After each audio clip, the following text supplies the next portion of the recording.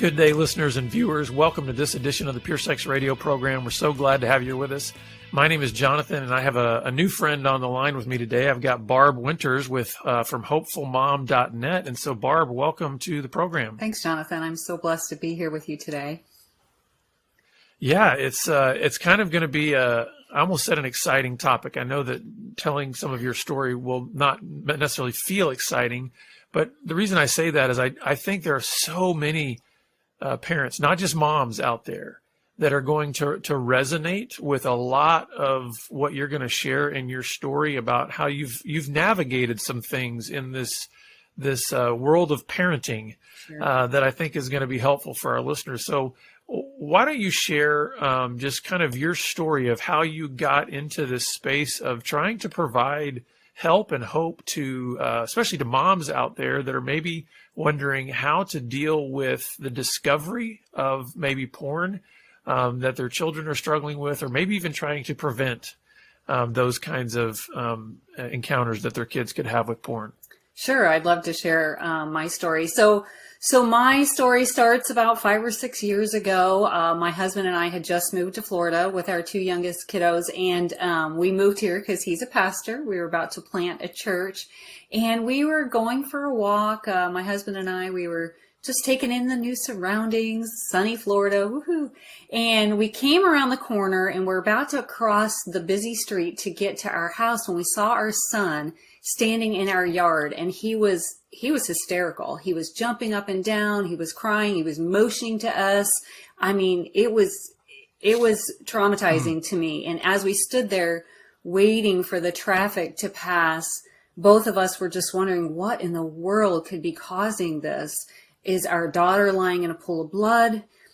Is our house on fire? We really had no idea. So when we finally reached him, we were trying to understand what he was saying through the babbling and the tears, and I could hear police, I could hear warning, I could hear pornography.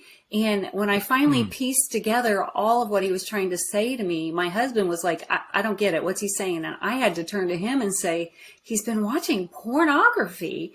And this was just not on our radar. We had no idea, not even the first clue that this could be happening.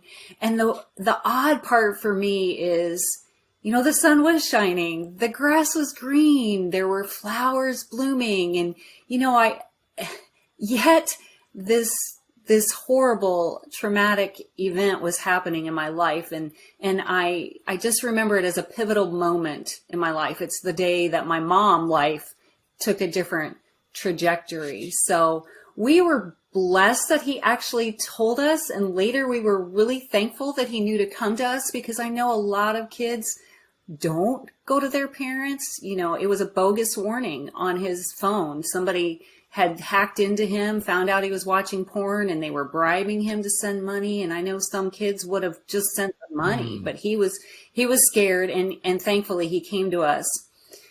But the thing of it was, I was shocked. I was devastated. My heart was breaking.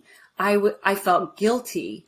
I felt pain. I felt fear. Later on, I felt betrayed because he'd lied to us for so long.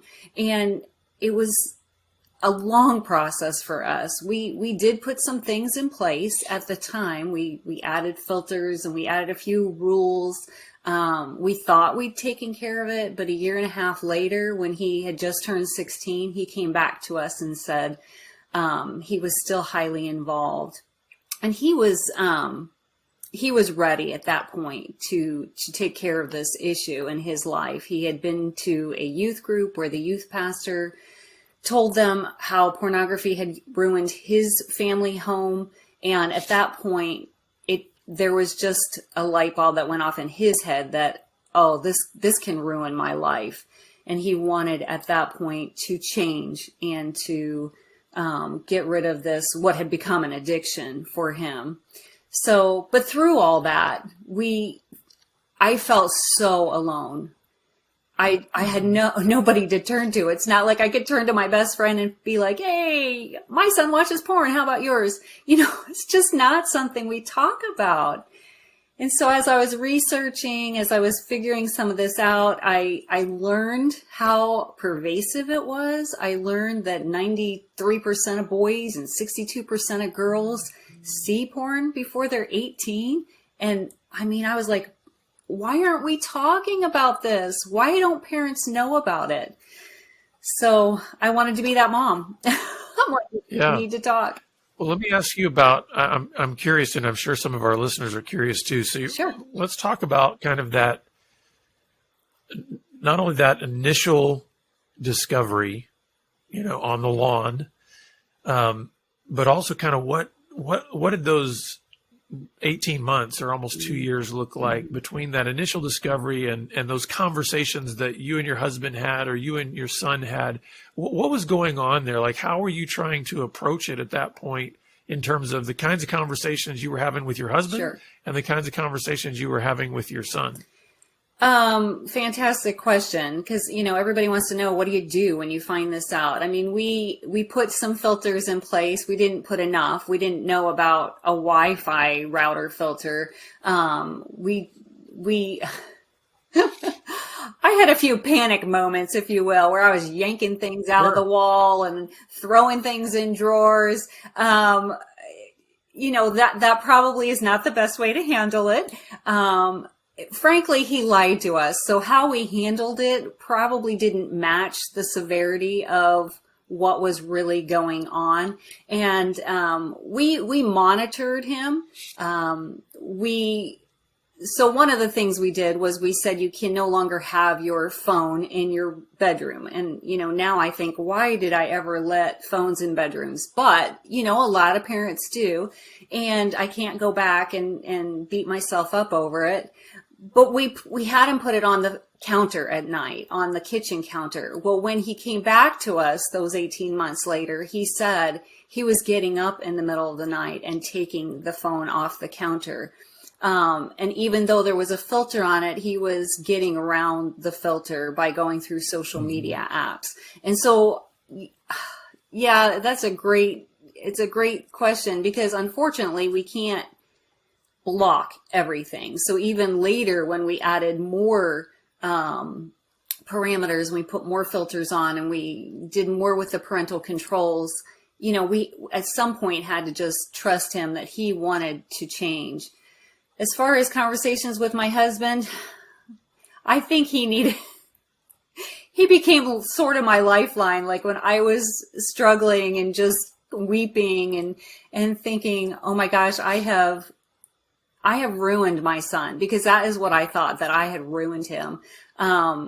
He and I relied on each other and obviously on God, and he's a pastor. So he would bring me to the throne of grace over and over again, just, that we can do this and we need to persevere, and, it's got to be his choice eventually. Can I ask you, unpack for us that feeling that you had ruined your son?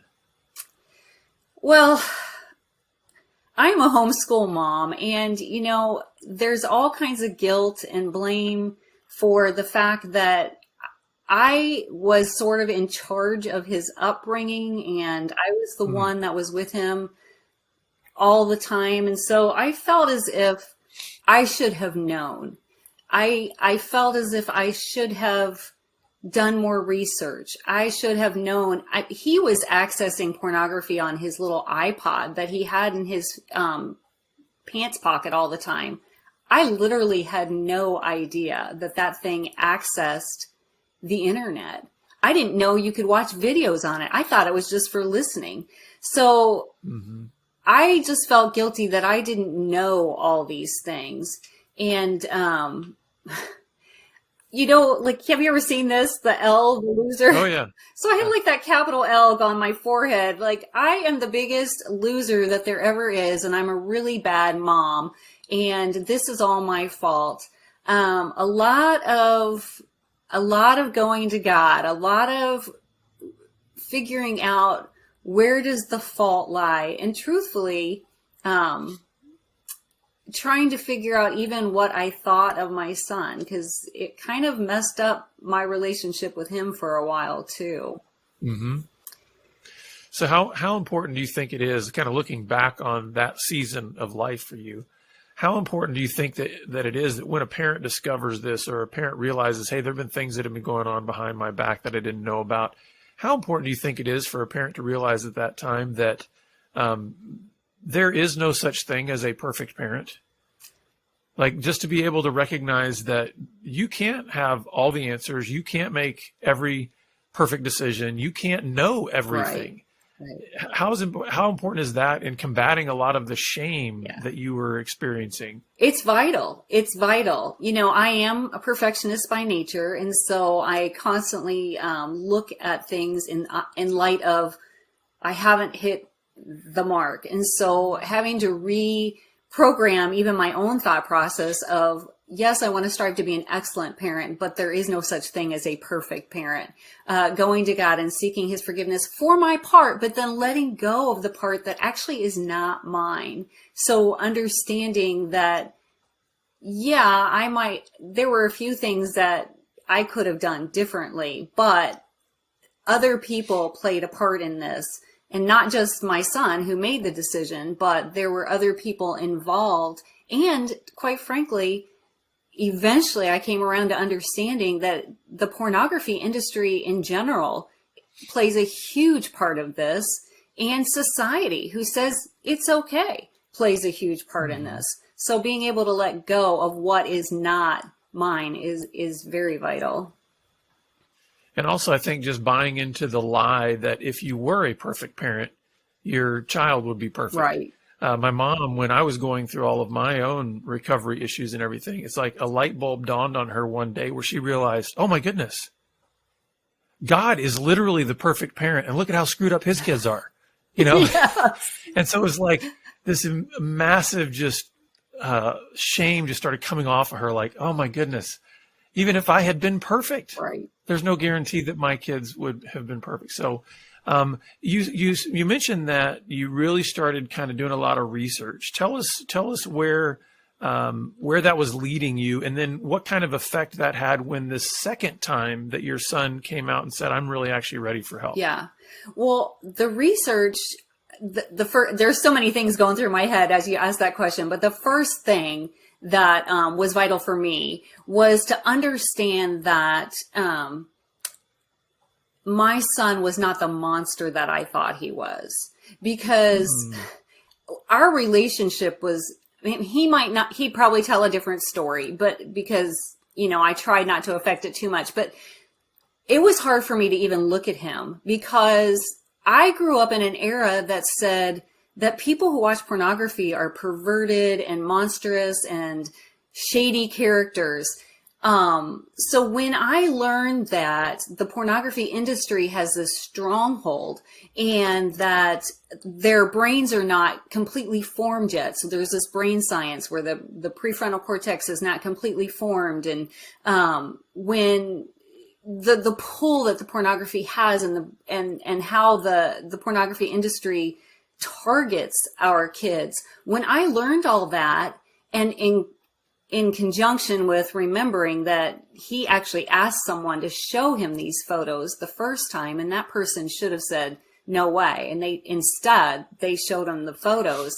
I was able to twist my thinking from he's not a monster. He's actually a victim, and possibly even a victim of sexual abuse, given the fact that this trusted older teen should have flat out told him no. That was so helpful to me. And even farther than that, later, when my husband and I began to really discuss it, and I was able to express this feeling of how do I meld these thoughts of my son, who's I mean, he looked like this on one side. He was my beautiful, wonderful, fun-loving son. I mean, if you met him, he's an amazing kid. He's got the personality, and he makes you laugh, and he likes to play games, and he's got all kinds of fantastic goals and ambition in life. And I'd look at him and think, how are you this person? And yet there's also this underlying thing going on that I didn't know about. And so when I finally was able to like have this discussion with my husband that I can't marry these thoughts, but yet now I finally come to grips with the fact that he's a victim. He's not this horrible person. My husband was like, he's actually a potential victor because he has Christ in his life. And I'm like, yes. You know, when I look at him like that now, I'm like, yes. And what you were saying, like none of us are perfect. So yeah, imagine I have faults too. So this, you know, I present, sometimes I'm walking okay. And sometimes I'm failing. And we're not just two-dimensional people. We're actually three-dimensional. We've got all these things going on. Well, yeah, when we recognize our own need for grace, it's far easier to extend that grace to others, right? Especially to our kids. Absolutely. But let's talk now about kind of where things move from there, because you've done more now. Yeah. You've got a blog and a website, and I know you're working on a book. We don't know when that's coming out, but you're working on that. Yes. When did things start to shift to where you realized, hey, there's some research and things that I'm doing for the sake of my own health and my own family, to when it turned to, I would like to actually help more moms. I'd like to help more people out there. Sure. Well, that's a great question. I've actually, I'm a trained discipler, and I've actually discipled or counseled, whatever word you want to use, lots of ladies in the past 20 years. And so it's just kind of my nature to want to help people. And when I found myself not being able to find help, and being that lonely mom at home, not being able to turn to my friend, not being able to find help even online, I was like, this is crazy. I can't find support for me. I'm an emotional mess, and I don't know who to call or who would come alongside of me with this problem. That was a big deal for me. And so when I started doing the research and found out how many kids are watching pornography, it clicked in my head. Like, well, if all these children are searching for porn, then all these parents have kiddos looking at porn. And we should be talking about it. So yeah, like I said, I was like, I'm going to become that mom. And at first I started hopefulmom.net in a pen name because I did not have permission from my son to be able to talk specifically about his problems. So, but I was like, I'm doing this. I'm going to figure out a way to connect with other parents because we need each other. And I started writing. Last summer, he gave me permission to switch over into my given name and speak and write in, under Barb Winters. Yay. But you know, it was just, I had one connection with a gal. We had a mutual friend, and this friend happened to know my story. She lived in a different state, and, I had confided in this one friend, and she had a connection with another friend.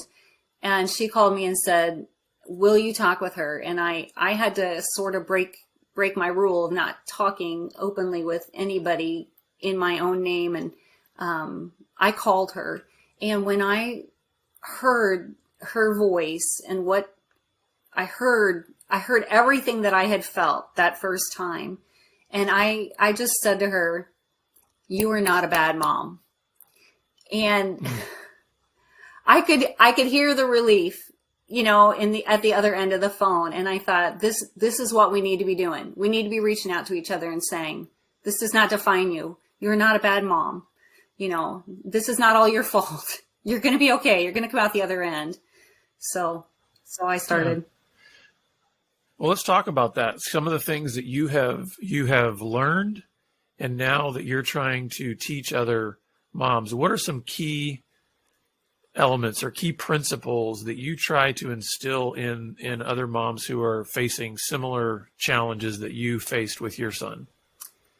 Well, I could take that question either way. I mean, do you want to know what you do to help your children, or do you want to know what do you do to emotionally stabilize yourself? Let's do both. Okay. Let's tackle both of them. Yeah. Sure. Well, one of the things that I would say to moms or dads who are dealing with this is to pause and to pray and to process. So before jumping in, before doing what I did that first conversation and yanking things out of the wall, just stop and pause. And a lot of times we hear that too late. But even after you've Right. had that initial conversation, you can say, you know what, I'm going to take some minutes and then I'm going to approach it differently, or I'm going to start over, because our kids are okay with that, you know? So pause. And, the problem didn't happen overnight. If there is an issue, it didn't happen overnight. We can't fix it overnight. It's not like a broken bone. We can't just go to the doctor, set it, and it'll be fine in 6 weeks. That's not what's going to happen. So it's okay to pause. It's okay to pray. I mean, we desperately need God. We need to seek his wisdom. We need to understand his discernment before we do anything. And then process the information that you have. So what do you know? And what don't you know? Because a lot of times we just have a little bit of information. And if we can figure out, well, wait a minute, I don't have all the pieces, maybe take some notes of, well, what do I still need to find out? And then process our feelings, because one of the things I didn't realize until way later, actually, when I was starting to write the first draft of my book, was that I literally was grieving, and I didn't recognize that. And so that would be for sure something that I want parents to understand is there has been a loss in your life. And we typically equate grieving with a death. And there was not a physical death in my household, but there was the death of a son I thought I knew, and the death of a son I thought I was going to have. So everything I had thought about his future, because we do that, we picture what our children are going to be like 20 years from now, right? We've got this idea of who we want them to be, and that's shattered. It was gone, completely gone. And so I was literally mourning that loss. And when I realized that later, I could actually see all those steps, the grieving that we go through, that I had taken. And so that would be one thing for sure that I would tell parents, is to take that time.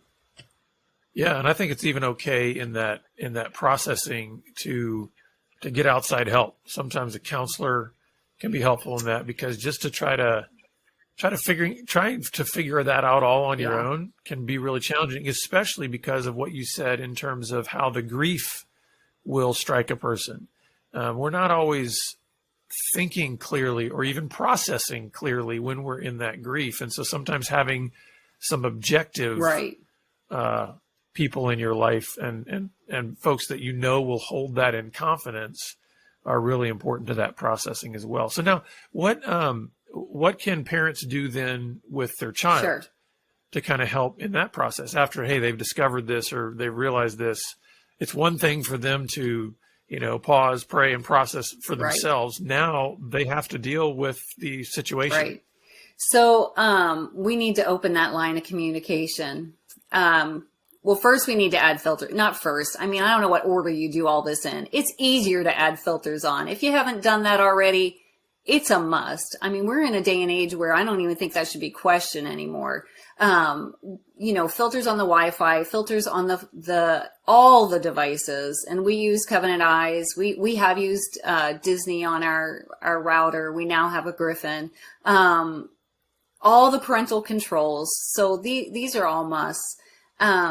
But they're not foolproof, like we discussed already. So I would say, it's so important to communicate with your children. Open that line of communication, and remember that it's not a one and done. It's not like, oh, I'm going to have the talk and then it's over. We need to be open and honest with our children about all the things. And I'm going to plug this book, John Ford, Honest Talk. I just read it, and I wish that I had it 20 years ago. It's an amazing book. It's got a lot of starter questions in there. but we need to be willing to say the hard thing. And the first conversation might be really rough. If a parent's just discovering it and the child doesn't know that they know, it might be something you might want to say is, hey, I need to have a conversation with you about pornography. When would be a good time for you? Kind of set it up so that they're not just taken off guard, so that they can have a minute to think about it. And then ask open-ended questions. Ask, what do you know about pornography? What have your friends told you about pornography? Have you ever seen pornography? And if we can have that discussion in a way that's not condescending, it's not judgmental, and it's more in a, we're just wanting to get to know you sort of way, that's really helpful. And I think as we're having those discussions, we need to make sure that our children know that we love them unconditionally. So one of the things that I think kind of went well, that first conversation, the tiny little part of it, is that eventually I sat on my bed with my son. I sat next to him. I put my arm around him and I said, we're actually on your side. And we love you no matter what. You can't tell us anything that's going to take that love away from us. We are for you. And when and if we ever put protections or boundaries in place, it's because it's our job to protect you, not because we want to punish you. So we're not punishing you, we're protecting you. We're not restricting you, we're safeguarding you. We're not fighting against you, we're actually fighting for you and with you because we love you. These are things we actually need to say out loud to our kids because they actually don't know it. Mm-hmm. Yeah, and I wonder too if there's also opportunities in that, because the realities of sexual desire are part of God's design. Yes. And so sometimes I think maybe that conversation of we're for you, we're with you, maybe opens the door also to being able to say, hey, listen, it's not strange that you have these desires. In fact, the protection that we have, that we're trying to put in place, is not a protection against the reality that you are a sexual being and that you have sexual desires. The protection that we're trying to put around you is we don't want you to go down a path where those desires are leading you into areas that are just not healthy for you. They're not good for your mind or your body. And so talk a little bit about how these kinds of hard conversations can even lead to conversations to help your kids better understand God's design for sexuality. Sure. Yeah, I'm glad you brought it up because that's perfect. We do need to be telling them what sex is designed for. So yeah, in the middle of all that, hopefully, again, it's several conversations over a period of time and being able to tell them God created sex for us to enjoy. It's supposed to be pleasurable. It's supposed to be enjoyable. And yeah, we have those feelings. Your hormones are screaming right now. And what that means is your body is working correctly. Right. To be able to understand when is the appropriate time. So to be able to communicate God's love for them and how God created them. And we did have those conversations. I have to admit, though, that my son wanted to have that particular conversation with my husband. So, to Sure. be able to have both parents is awesome. If you're a single parent, then trying to figure out who is someone else that maybe could talk with my child. And we followed our son's lead. We let him just sort of decide who he was going to talk with, as long as he was willing to have that discussion. Mm-hmm. Well, Barb, we've only got a few minutes left. Are there any other things that you'd want to share with parents that might be helpful? And then I'd love for you to also share where parents can find out more about you and what you're doing. Sure. Well, the key, I think, to this is education and communication. So educating yourself on the dangers of pornography, including brain science and the link to human trafficking, understanding yourself so that you can then communicate that to your child. So the combination of education and communication. And then the last thing that I want to really encourage parents is to find that find that mentor, find that friend, find that confidant, the pastor or counselor, like you talked about earlier, some one person that you can just lay it all out for. And that person for me was not my husband, because even though I could go to him and we dealt with this together, he was too emotionally involved. So I needed someone outside of our home that could be stable and give me some sound advice without their emotions screaming also. So that's my big push, is to find a confidant or find a friend. And you can find me at hopefulmom.net. So I encourage, support, help parents along the way. I've got some practical advice over there too. I have a lot of guest authors come in, because I'm not the only person that knows anything about this. So I invite you to go over. And I do have a free downloadable PDF if you subscribe to receive my updates. So I'd love for you to go over there and subscribe. Well, Barb, this has been a great conversation, and I know it's going to be really helpful to a lot of parents out there. And so thanks for being willing to put yourself out there and to be able to, and I would also say, I think all of our listeners would say, thank your son for us, because that's a huge step for him to be able to say, yeah, Mom, go for it. You can share your story openly. That's commendable. And so thanks for being willing to do that and for sharing with us today. Absolutely. I will pass that along. Well, thank you. Thank you. Yeah. We'll be sure to put that information about hopefulmom.net in the show notes. But listeners, we're glad that you've been with us. Go over to hopefulmom.net, learn about what Barb's doing. And we're glad that you have been here. And we look forward to seeing you back here again next time on the Pure Sex Radio program. Take care.